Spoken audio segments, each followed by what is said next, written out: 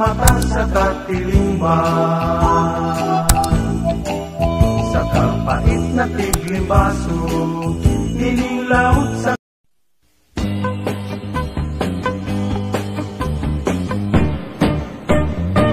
inisidlak sa adlaw sa sayo sa kabuntagon. Masugunta ang katao maning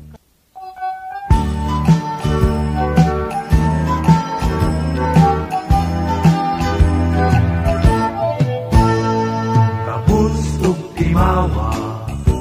Okay, so good morning mga katrip ni Ronly. So di kita sa may lungsod sa Sibulan, medyo maulanong buntag kanatong tanan, no? So amping kanunay kay madanlugon ang dalan. So padulong ta, naka-raincoat ta, naka-boots na ta. So karon medyo matugtugnaw kayo pagbiyahe karon apan tungod niining ato ang misyon sa atong kinabuhi mo biyahe ta uban trip ni Ronly. So sa pagkaron maulanon gyud, no?